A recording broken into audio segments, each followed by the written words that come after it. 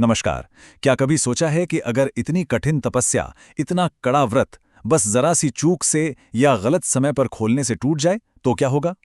आज की इस खास चर्चा में प्राचीन शास्त्रों के उन्हीं गहरे रहस्यों को डिकोड किया जा रहा है। खासकर अधिक मास, दुर्गा अष्टमी और एकादशी व्रत के वो नियम जो शायद ही कोई बताता है। और हाँ, पालन के नियम इतने सूक्ष्म और जीवन बदलने वाले हैं कि इस प्रस्तुति को अंत तक सुनना बहुत जरूरी है। आगे बढ़ने से पहले ऐसी ही प्रामाणिक और ओरिजिनल जानकारियों के लिए भक्ति लाइफ फॉर यू चैनल को अभी सब्सक्राइब कर लें, लाइक करें और परिवार के साथ शेयर जरूर करें। चलिए बिना देरी के शुरू करते हैं। तो आज की इस चर्चा में 4 मुख्य पड़ाव होंगे। पहला, अधिक मास का अद्भुत रहस्य। दूसरा, अधिक मास की दुर्गा अष्टमी। तीसरा, व्रतों में सर्वोच्च एकादशी व्रत। और आखिर में सबसे अहम, पारण की सही कला। चलिए सबसे पहले बात करते हैं भाग 1 की, अधिक मास का रहस्य, यानी इस अतिरिक्त चंद्र मास को समझना।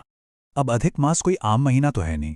ये तो हम सब जानते हैं कि चंद्रवर्ष सौर वर्ष से करीब 11 दिन छोटा रह जाता है। बस इसी गणित को, इसी अंतर को पाटने के लिए हर 2-2.5 साल में ये एक अतिरिक्त महीना जुड़ जाता है। लेकिन सबसे खास बात क्या है? इस महीने में विवाह, मुंडन या गृह प्रवेश जैसे शोर शराबे वाले सांसारिक काम बिल्कुल रोक दिए जाते हैं।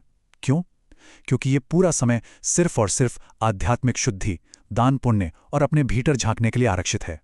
अब आते हैं भाग 2 पर, अधिक मासिक दुर्गा अष्टमी और देवी की पवित्र उपासना। जरा सोचिए, जब अधिक मास के इस पावन समय में दुर्गा अष्टमी पड़ती है तो उसका तेज कितना बढ़ जाता होगा। ये कोई साधारण दिन नहीं रह जाता। इस दिन कन्या पूजन करना, मां दुर्गा के चरणों में 108 लाल गुड़हल या कमल के फूल अर्पित करना, गायों को चारा खिलाना और शुद्ध घी या तिल के तेल से अखंड जोत जलाना, ये सिर्फ कर्मकांड नहीं है। ये वो शक्तिशाली उपाय हैं जो जीवन से कर्मों के भारी कर्ज को उतार देते हैं और सुख समृद्धि के रास्ते खोल देते हैं। शास्त्रों में एक बहुत ही सुंदर और शक्तिशाली श्लोक है, कुमारीं पूज्यत सम्यक सर्वदेव मयि ही सा। इसका सीधा सा अर्थ है कि एक छोटी कन्या की सच्चे मन से पूजा करना पूरे ब्रह्मांड के देवी देवताओं को पूजने के बराबर है। 9 नन्ही कन्याओं के चरण धोना, उन्हें आदर के साथ भोजन कराना, ये साक्षात मां भगवती का सम्मान करना है। इससे शुद्ध ईश्वरीय ऊर्जा और भला क्या हो सकती है।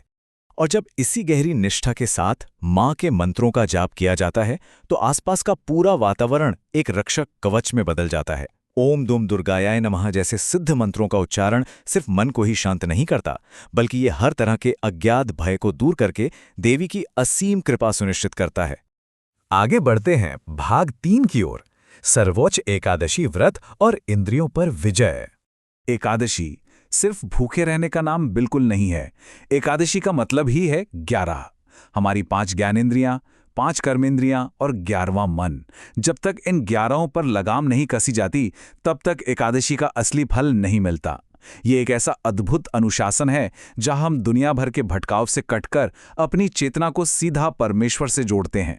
एकादशी के आहार नियम भी कितने सटीक बनाए गए हैं। सात्विक आहार जैसे ताजे फल, दूध, कुट्टू या साबूदाना लेने की छूट है, लेकिन चावल, अनाज या लहसुन प्याज जैसी तामसिक चीजें पूरी तरह से वर्जित हैं। क्या कभी सोचा है क्यों? चावल जैसी रोजमर्रा की चीज को छोड़ना एक बहुत बड़ा आत्मानुशासन है। मान्यता तो ये भी है कि इस दिन चावल में पाप पुरुष का वास होता है, इसलिए इससे दूरी बनाकर मन को पूरी तरह शुद्ध रखा जाता है।